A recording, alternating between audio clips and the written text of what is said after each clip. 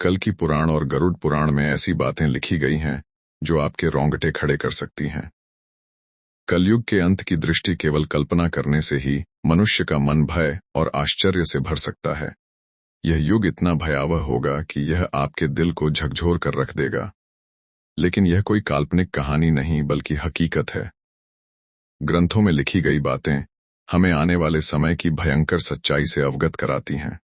आज हम इन्हीं के बारे में विस्तार से जानेंगे और आपको बताएंगे। हमारा निवेदन है कि इस जानकारी को अंत तक पढ़ें और हमारे साथ बने रहें। कलयुग के अंत की कहानी को जानने से पहले आइए कुछ उन पहलुओं को समझते हैं जो सृष्टि के इस चक्र को समझने में महत्वपूर्ण है।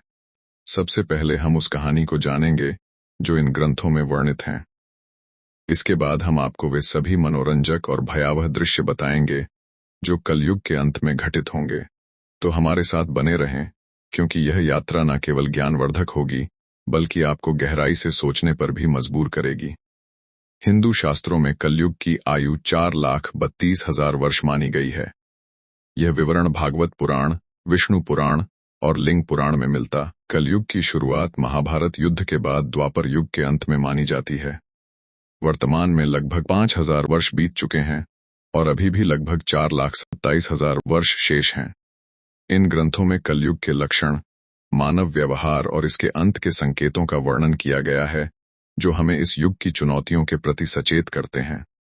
महाभारत के युद्ध की समाप्ति के पश्चात जब धर्मराज युधिष्ठिर हस्तिनापुर के सिंहासन पर आसीन हुए, उनके मन में सृष्टि के भविष्य को लेकर अनेक प्रश्न और चिंताएं उत्पन्न हुई। द्वापर युग अब समाप्ति की ओर था और कलयुग के आगमन के संकेत स्पष्ट रूप से दिखाई देने लगे थे। युधिष्ठिर को यह भय सता रहा था कि आने वाले युग में मानव जीवन का स्वरूप क्या होगा, धर्म की स्थिति क्या रहेगी और सत्य का क्या हश्र होगा।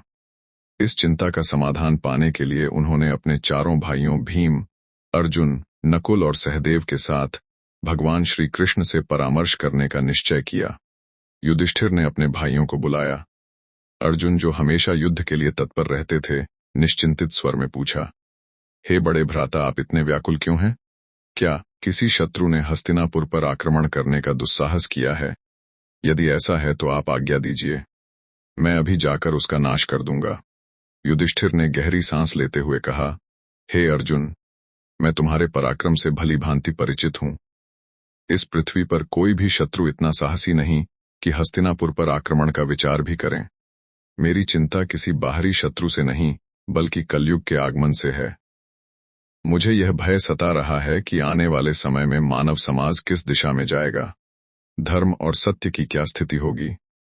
भीम, जो अपने बड़े भाई की हर चिंता में सहभागी होते थे, बोले, हे भैया, आपकी चिंता हमारे मन में भी भय उत्पन्न कर रही है। कृपया हमें बताइए कि कौन सा संकट हमारे सामने है। युधिष्ठिर ने गंभीर स्वर में उत्तर दिया, हे भीम, तुम ठीक कहते हो। एक भयंकर संकट आने वाला है। मैं कलयुग के प्रभावों के बारे में सोचकर चिंतित हूं। इसलिए मैंने निश्चय किया है कि हमें द्वारिकाधीश श्री कृष्ण के पास जाना चाहिए। केवल वही हमें इस चिंता से मुक्ति दिला सकते हैं। सभी पांडवों ने युधिष्ठिर की बात से सहमति जताई। अर्जुन ने कहा, आप सत्य कह रहे हैं भैया, श्री कृष्ण ही इस समय सबसे ज्ञानी और भविष्य दृष्टा है। हमें उनके पास जाना चाहिए। भीम ने भी उत्साहपूर्वक कहा, हे धर्मराज, मैं आपके साथ हूं। हम सब द्वारिका चलकर श्री कृष्ण से परामर्श करेंगे। इस प्रकार सभी पांडव द्वारिका की ओर प्रस्थान करने लगे। द्वारिका की पवित्र नगरी में पहुंचकर पांडवों का भगवान श्री कृष्ण ने हार्दिक स्वागत किया। युधिष्ठिर ने उनके चरणों में प्रणाम करते हुए कहा, हे केशव, आपको बारंबार नमस्कार। द्वापर युग अब समाप्त होने वाला है और कलयुग के संकेत दिखाई दे रहे हैं। मैं यह जानना चाहता हूं कि कलयुग में मानव का स्वभाव और आचरण कैसा होगा। वह किन कर्मों में लिप्त होगा और मोक्ष प्राप्ति के लिए उसे क्या करना होगा। श्री कृष्ण ने मुस्कुराते हुए कहा, हे धर्मराज, आपकी जिज्ञासा उचित है। कलयुग के प्रभावों को समझना अत्यंत महत्वपूर्ण है, किंतु इसका उत्तर मैं आपको सीधे नहीं दे सकता। इसके लिए आपको और आपके भाइयों को कुछ विशेष अनुभव प्राप्त करने होंगे। युधिष्ठिर ने उत्सुकता से पूछा, हे माधव, आप जिस प्रकार की परीक्षा की बात कर रहे हैं उसके लिए हमें क्या करना होगा। श्री कृष्ण ने कहा, हे महाराज, आपको और आपके चारों भाइयों को अलग अलग दिशाओं में स्थित घने और रहस्यमय वनों में जाना होगा। वहां आपको कुछ विचित्र और अद्भुत दृश्य दिखाई देंगे। उन अनुभवों को मेरे पास लौटकर साझा करें, तब मैं आपको कलयुग के प्रभावों के बारे में विस्तार से बताऊंगा।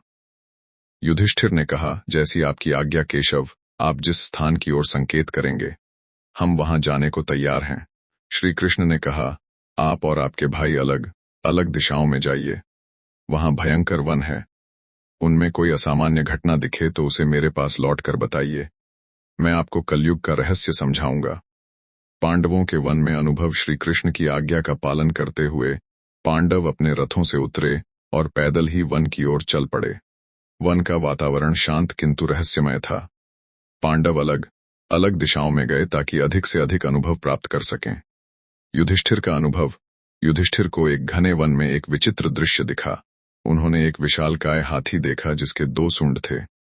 यह हाथी अपनी दोनों सूंडों से वन के पेड़ों को उखाड़ रहा था, मानो उसकी शक्ति अतुलनीय हो। युधिष्ठिर आश्चर्यचकित हो गए और सोचने लगे कि यह दृश्य क्या संकेत देता है। अर्जुन का अनुभव। अर्जुन एक शांत और सुंदर वन में पहुंचे जहां पक्षियों की मधुर चहचहाट गूंज रही थी। वहां उन्होंने एक विशाल पक्षी देखा जिसके पंखों पर वेदों की रचाएं लिखी थी, किंतु यह पक्षी मृत जीवों का मांस खा रहा था। अर्जुन ने सोचा, यह कैसा विरोधाभास है। एक ओर वेदों का ज्ञान, दूसरी ओर मांसाहार। भीम का अनुभव। भीम एक हरे-भरे चारागाह में पहुंचे जहां गायों का झुंड चल रहा था। वहां उन्होंने देखा कि एक गाय ने बछड़े को जन्म दिया और उसे इतनी जोर से चाटने लगी कि बछड़ा लहूलुहान हो गया। भीम ने सोचा, यह कैसी ममता है जो अपने ही बच्चे को घायल कर रही है। सहदेव का अनुभव। सहदेव एक शांत जलाशय के पास पहुंचे जहां 7 कुएं थे। 6 कुओं में पानी भरा था, किंतु सबसे गहरा बीच वाला कुआं पूरी तरह सूखा था। सहदेव ने इस दृश्य को देखकर सोचा कि यह क्या संकेत देता है। नकुल का अनुभव। नकुल एक पर्वतीय क्षेत्र में पहुंचे जहां ऊंचे ऊंचे पर्वतों पर हरे-भरे वृक्ष थे। उन्होंने देखा कि एक विशाल शिला पहाड़ से लुढ़क रही थी, जो अपने रास्ते में बड़े बड़े वृक्षों को उखाड़ रही थी। किंतु एक छोटे से पौधे के पास पहुंचते ही वह शिला रुक गई। नकुल इस दृश्य से स्तब्ध रह गए। श्री कृष्ण द्वारा अनुभवों का अर्थ। शाम होते ही पांडव वन से लौटे और श्री कृष्ण के पास अपने अनुभव साझा करने पहुंचे। युधिष्ठिर का अनुभव। युधिष्ठिर ने कहा, हे प्रभु, मैंने एक 2 सूंडों वाला हाथी देखा। श्री कृष्ण ने मुस्कुराते हुए कहा, हे धर्मराज, यह दृश्य दर्शाता है कि कलयुग में शासक दोनों ओर से शोषण करेंगे। वे प्रजा से सेवा और भक्ति मांगेंगे, किंतु अपने स्वार्थ के लिए उनका दोहन करेंगे। दिखावे में वे धर्मी होंगे, किंतु अंदर से स्वार्थी। अर्जुन का अनुभव। अर्जुन ने बताया, प्रभु, मैंने एक पक्षी देखा जिसके पंखों पर वेदों की रचाएं थी, किंतु वह मांस खा रहा था। श्री कृष्ण ने कहा, हे अर्जुन, कलयुग में विद्वान और पंडित कहलाने वाले लोग ज्ञान तो रखेंगे, किंतु उनका हृदय पवित्र नहीं होगा। वे धर्म और वेदों का उपयोग केवल धन कमाने के लिए करेंगे। भीम का अनुभव। भीम ने कहा, प्रभु, मैंने एक गाय को अपने बछड़े को इतना चाटते देखा कि वह घायल हो गया। श्री कृष्ण ने उत्तर दिया, हे भीम, कलयुग में माता पिता का अत्यधिक स्नेह बच्चों को आत्मनिर्भर बनने से रोकेगा। उनकी ममता बच्चों के लिए बाधा बन जाएगी। सहदेव का अनुभव।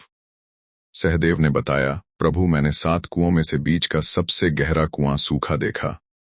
श्री कृष्ण ने कहा, हे सहदेव, कलयुग में लोग दिखावे में धनवान होंगे, किंतु अपने पड़ोसियों की भूख प्यास की परवाह नहीं करेंगे। स्वार्थ इस युग की पहचान होगा। नकुल का अनुभव। नकुल ने कहा, प्रभु, एक विशाल शिला बड़े बड़े वृक्षों को उखाड़ रही थी, किंतु एक छोटा पौधा उसे रोक देता है। श्री कृष्ण ने कहा, हे नकुल, कलयुग में धन और सत्ता मनुष्य के पतन को नहीं रोक पाएंगे, किंतु भगवान का नाम और सच्ची भक्ति, जो एक छोटे पौधे के समान है, उसे बचा सकती है। गरुड़ पुराण में एक प्रसंग में गरुड़ जी ने भगवान विष्णु से प्रश्न किया, हे प्रभु, 4 युगों सतयुग, त्रेता युग, द्वापर युग और कलयुग में कलयुग को सबसे भयावह क्यों माना जाता है? इसके अंत के क्या संकेत होंगे और यह युग कैसे समाप्त होगा? भगवान विष्णु ने उत्तर दिया, है गरुड़, कलयुग में अधर्म, स्वार्थ और पाप का बोलबाला होगा। इसके अंत के समय कुछ विशेष संकेत प्रकट होंगे जो सृष्टि के विनाश की ओर इशारा करेंगे। आइए इन 5 प्रमुख संकेतों को एक एक करके विस्तार से समझते। वांड, मानव आयु का ह्रास। कलयुग के अंत में मानव जीवन की आयु अत्यंत कम होकर मात्र 20 वर्ष रह जाएगी। लोग 12 वर्ष की आयु में ही वृद्धावस्था के लक्षण दिखाने लगेंगे। उनके बाल सफेद हो जाएंगे, चेहरों पर झुर्रियां पड़ जाएंगी और शरीर कमजोर व रोगग्रस्त हो जाएगा। यह शारीरिक पतन मानव की जीवन शैली और नैतिकता के ह्रास का परिणाम होगा। लोग अस्वास्थ्यकर भोजन, अनियमित दिनचर्या और तनावग्रस्त जीवन जीने के कारण शारीरिक और मानसिक रूप से कमजोर हो जाएंगे। स्त्रियां 8 से 9 वर्ष की अल्पायु में ही संतान को जन्म देने लगेंगी, लेकिन उनकी शारीरिक स्थिति इतनी कमजोर होगी कि वे बच्चों का पालन पोषण ठीक से नहीं कर पाएंगी। बच्चे कुपोषण और कमजोरी के शिकार होंगे, जिससे समाज में अस्वस्थ और कमजोर पीढ़ियां उत्पन्न होंगी। इस कारण पारिवारिक और सामाजिक संरचना पूरी तरह चरमरा जाएगी। लोग अपनी भौतिक आवश्यकताओं की पूर्ति में इतने व्यस्त रहेंगे कि परिवार और रिश्तों के प्रति उदासीन हो जाएंगे। यह संकेत कलयुग के उस दौर को दर्शाता है जहां मानव की शारीरिक और मानसिक शक्ति का पूर्ण ह्रास हो जाएगा। समाज में अव्यवस्था, अशांति और अराजकता का बोलबाला होगा। लोग एक दूसरे के प्रति प्रेम और विश्वास खो देंगे और स्वार्थ ही जीवन का आधार बन जाएगा। यह स्थिति हमें चेतावनी देती है कि शारीरिक और मानसिक स्वास्थ्य को बनाए रखने के लिए संतुलित जीवन शैली और नैतिकता का पालन आवश्यक है। तो पतिव्रता स्त्रियों का लोभ। कलयुग के अंत में नैतिकता और धर्म का इतना ह्रास हो जाएगा कि पतिव्रता स्त्रियां लगभग लुप्त हो जाएंगी। एक स्त्री कई पुरुषों के साथ संबंध स्थापित करेगी, जो सामाजिक और नैतिक पतन का स्पष्ट संकेत होगा। लोग धार्मिक कार्यों जैसे पूजा पाठ, श्राद्ध, अंतिम संस्कार और विवाह जैसे संस्कारों को पूरी तरह त्याग देंगे। जल की कमी के कारण लोग स्नान करना बंद कर देंगे, जिससे शारीरिक और आध्यात्मिक शुद्धता नष्ट हो जाएगी। भोजन में मांसाहार का प्रभुत्व होगा और सात्विक भोजन जैसे फल, सब्जियां और अनाज दुर्लभ हो जाएंगे। लोग चमकीले, तंग और भड़कीले वस्त्र पहनेंगे, जो उनकी भौतिकता और आध्यात्मिकता से दूरी को दर्शाएंगे। समाज में स्वार्थ, लालच और छल कपट का बोलबाला होगा। रिश्तों में विश्वास की कमी हो जाएगी और लोग केवल अपनी सुख सुविधाओं के लिए जिएंगे। यह संकेत समाज में नैतिकता के पतन और रिश्तों के टूटने की स्थिति को दर्शाता है। लोग धर्म और कर्तव्यों से विमुख होकर केवल सांसारिक सुखों की तलाश में रहेंगे। यह स्थिति सामाजिक अविश्वास, अशांति और अनैतिकता को बढ़ावा देगी। गरुड़ पुराण हमें सिखाता है कि धर्म और नैतिकता का पालन ही समाज को स्थिर और सौहार्दपूर्ण बनाए रख सकता है। 3 वृक्षों का फलहीन होना। कलयुग के अंत में प्रकृति का भीषण विनाश होगा। वृक्ष फल और फूल देना बंद कर देंगे और केवल शमी वृक्ष ही जीवित रहेंगे। लोग शाकाहार को पूरी तरह त्याग देंगे और मांसाहार पर निर्भर हो जाएंगे। भोजन तामसिक और रोगकारी होगा, जिससे लोग कम उम्र में ही बीमारियों का शिकार हो जाएंगे। गायों की पूजा बंद हो जाएगी और उन्हें केवल दूध और मांस के लिए पाला जाएगा। यह संकेत प्रकृति के प्रति मानव की लापरवाही और अंधाधुंध दोहन का परिणाम है। वनों की कटाई, पर्यावरण प्रदूषण और प्राकृतिक संसाधनों के दुरुपयोग के कारण प्रकृति का संतुलन बिगड़ जाएगा। वृक्षों का फलहीन होना और प्राकृतिक संसाधनों का ह्रास पर्यावरणीय असंतुलन को और गहरा कर देगा। समाज में भोजन की कमी के कारण लोग भूख और कुपोषण से ग्रस्त होंगे। यह स्थिति हमें पर्यावरण संरक्षण और प्रकृति के प्रति सम्मान की महत्ता सिखाती है। 4 अल्पवृष्टि। कलयुग के अंत में वर्षा अत्यंत कम हो जाएगी। खेतों में अनाज का उत्पादन बंद हो जाएगा और जो थोड़ा बहुत अनाज होगा वह छोटा, रसहीन और पौष्टिकता से रहित होगा। फलों में रस का अभाव हो जाएगा, जिससे लोग भूख और प्यास से तड़पने लगेंगे।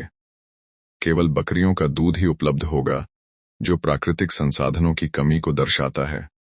यह स्थिति सामाजिक और आर्थिक संकट को और गहरा कर देगी। लोग जीवन की मूलभूत आवश्यकताओं जैसे भोजन और जल के लिए संघर्ष करेंगे। खेती और कृषि कार्य पूरी तरह ठप हो जाएंगे, जिससे समाज में भुखमरी, अशांति और हिंसा बढ़ेगी। यह संकेत पर्यावरणीय विनाश और मानव की लापरवाही का परिणाम है, जो हमें प्रकृति के संरक्षण और संतुलित जीवन की आवश्यकता की याद दिलाता है। कलयुग के अंत का सबसे भयावह संकेत होगा 7 सूर्यों का उदय। भगवान विष्णु सूर्य की किरणों में विराजमान होकर पृथ्वी का सारा जल सोख लेंगे। 7 सूर्यों की तीव्र गर्मी से संपूर्ण सृष्टि जलकर राख हो जाएगी। इसके बाद भगवान विष्णु रुद्र रूप में मेघ उत्पन्न करेंगे, जो 100 वर्षों तक निरंतर भयंकर वर्षा करेंगे। यह वर्षा सृष्टि को जलमग्न कर देगी और संपूर्ण संसार का अंत हो जाएगा। यह प्रलय सृष्टि के चक्र का एक हिस्सा है जो संहार के बाद नई शुरुआत की ओर ले जाता है। जब पाप और अधर्म अपनी चरम सीमा पर पहुंच जाएंगे, तब सृष्टि का अंत अनिवार्य हो जाएगा। यह संकेत हमें सिखाता है कि सृष्टि का प्रत्येक चक्र एक नई शुरुआत का मार्ग प्रशस्त करता है, और धर्म का पालन ही हमें इस चक्र में सकारात्मक योगदान देने के लिए प्रेरित करता है। भगवान विष्णु ने गरुड़ जी से कहा, यह विनाश केवल अंत नहीं बल्कि एक नई सृष्टि की शुरुआत है। जब यह सृष्टि नष्ट हो जाएगी, तब परमात्मा अपनी इच्छा से एक नई शुद्ध और पवित्र सृष्टि की रचना करेंगे। इस नई सृष्टि में धर्म, सत्य और आध्यात्मिकता का पुनरुत्थान होगा। केवल वे जीव इस नई सृष्टि में स्थान पाएंगे जिन्होंने धर्म और सत्य का पालन किया होगा। दोस्तों, वीडियो को ज्यादा से ज्यादा शेयर करें, चैनल को सब्सक्राइब करें और कमेंट में जय श्री कृष्ण अवश्य लिखें। धन्यवाद।